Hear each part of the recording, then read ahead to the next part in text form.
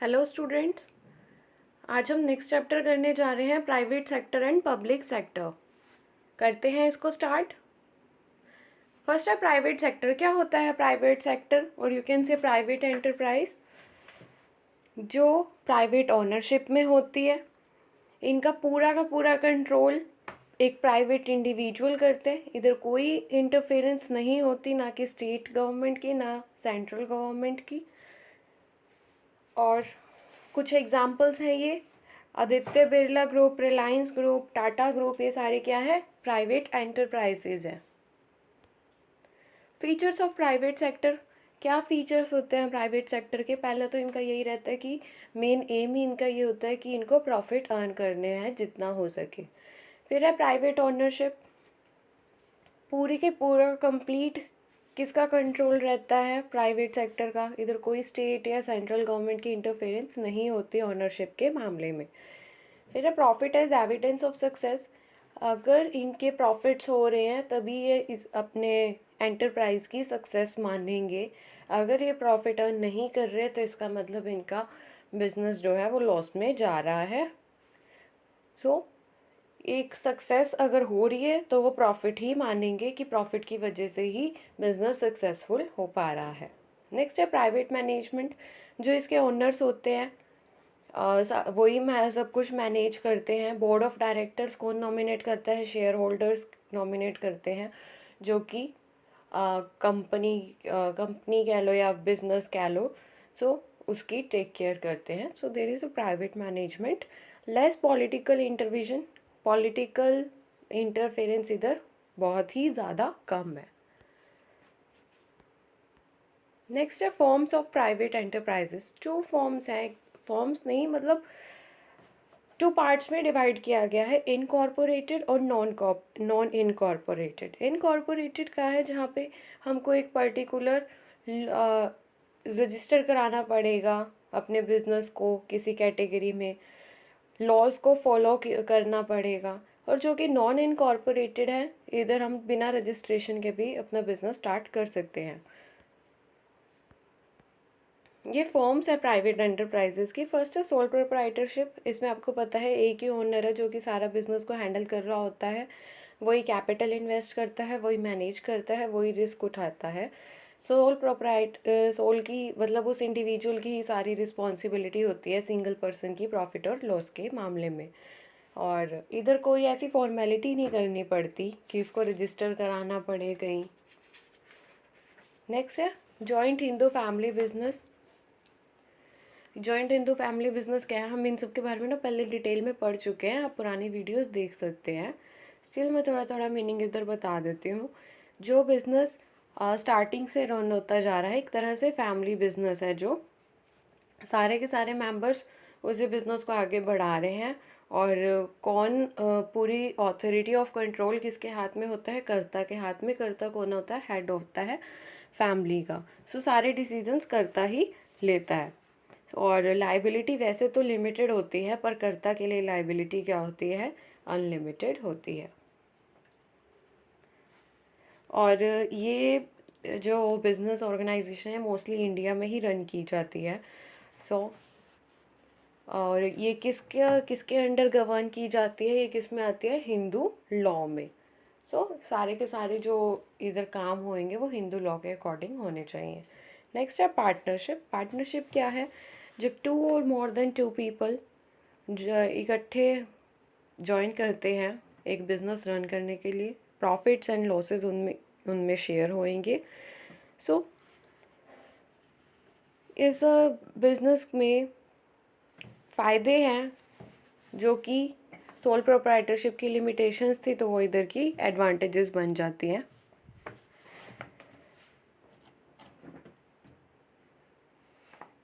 सो इसमें यही था, बस आपको एक तरह से मीनिंग पता होना चाहिए सबका।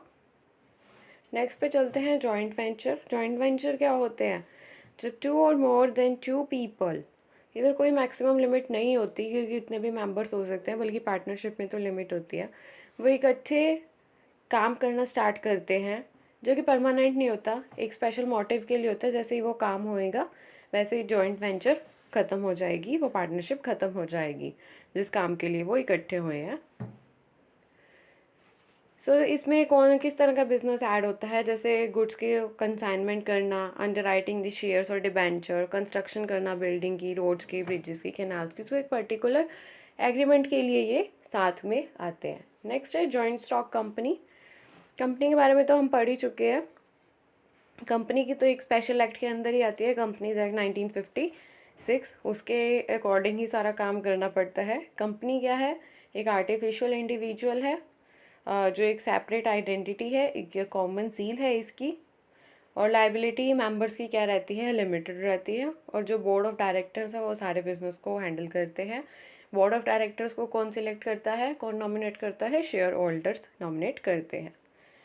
नेक्स्ट है कोऑपरेटिव एंटरप्राइजेस। कोऑपरेटिव एंटरप्राइजेस ये एक वॉलंटरी एसोसिएशन है जो कि अपने मेंबर्स के वेलफेयर के लिए आती है। इनका मोटिव प्रॉफिट अर्न करना नहीं होता, बल्कि अपने मेंबर्स को सर्व करना होता है। ये मोस्टली उन पर्टिकुलर क्लास के लिए हेल्प करती है जो इकोनॉमिकली वीक है, उनकी नीड्स को कलेक्ट करती है। एक म्यूचुअल कॉपरेशन है इसमें, कोऑपरेटिव एंटरप्राइजेस में। ये भी एक एक्ट के अंडर रजिस्टर है। कौन सा act? Cooperative societies act 1912। Next आता है, ये प्राइवेट सेक्टर तो कंप्लीट कर लिया है, बातें हम पब्लिक सेक्टर पे। क्या है पब्लिक सेक्टर? पब्लिक इंटरेस्ट के लिए आता है। कौन कंट्रोल करती है? गवर्नमेंट कंट्रोल करती है इसको। एम क्या है इसका? गुड्स एंड सर्विसेज प्रोवाइड कराना रीजनेबल प्राइस पे पीपल को। कैसे हैं? एग्जांपल ले लेते हैं, जैसे नेशनलाइज्ड बैंक है। नेशनलाइज्ड बैंक के नीचे हमेशा मेंशन होगा, क्या मेंशन होगा? A government of India undertaking. Like UCO bank ले लो, भारत पेट्रोलियम कॉरपोरेशन लिमिटेड ले लो, गेल ले लो। इन सब के नीचे आपको ये सब कुछ मेंशन मिलेगा। क्या हेडिंग मिलेंगी? A government of India limited, मतलब कि वो पब्लिक सेक्टर में इंक्लूड है।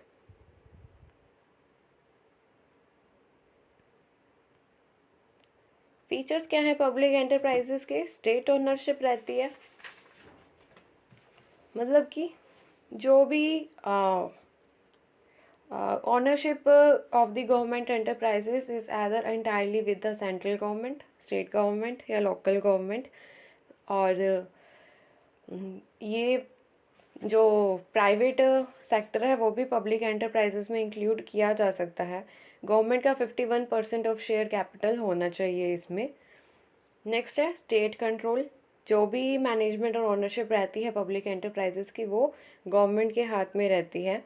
कुछ एंटरप्राइजेस के अपने ही डिपार्टमेंट हैं, like the post and the Telegram services किसके अंडर आती है? पोस्ट और टेलीग्राम डिपार्टमेंट के, जो कि कौन हैंडल करता है? Ministry of communication. So similarly Bhakra Nangal control board, Hirakud control board. So ये किसके कंट्रोल में है? गवर्नमेंट के कंट्रोल में। नेक्स्ट है financial freedom. Almost all the financial needs of the public enterprises are met through the investment of capital by the government। जो government के पास investment होती है उसी से मोस्टली इनकी फाइनेंशियल नीड पूरी हो जाती है। नेक्स्ट है सर्विस मोटिव। इनका क्या मेन एम है? सोसाइटी को सर्व करना। सो जो गवर्नमेंट एंटरप्राइज एस्टैब्लिश होती है उनका main motive service of the society है, बेशक से इनको उस एस्टैब्लिशमेंट में लॉस हो। नेक्स्ट है पब्लिक अकाउंटेबिलिटी।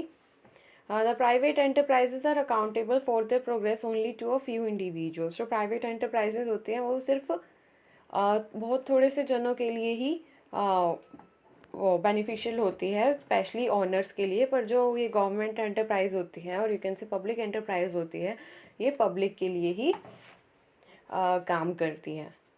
नेक्स्ट है यूज़फुल फॉर ऑल सेक्टर्स। जो पब्लिक एंटरप्राइजेज हैं वो सारे सेक्टर्स के लिए यूज़फुल हैं। जैसे पोस्ट एंड टेलीग्राम डिपार्टमेंट ले लो, जो कि सोसाइटी को इक्वल मैनर में सर्व करती है। नेक्स्ट है monopoly in few sectors.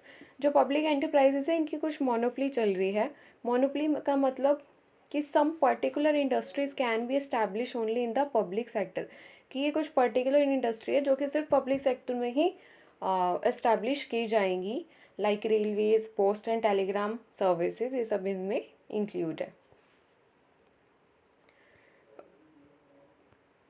Okay, इस वीडियो में इतना ही। नेक्स्ट वीडियो में हम पब्लिक एंटरप्राइज की फॉर्म्स को डिस्कस करेंगे, जो कि डिपार्टमेंटल अंडरटेकिंग है, स्टैट्यूटरी कॉरपोरेशन है और गवर्नमेंट कंपनी है। सो इस वीडियो में हम इतना ही करते हैं। होप आप लोगों को पसंद आया होगा। Please like, subscribe and share ज़रूर करना। Thank you for watching learn to succeed.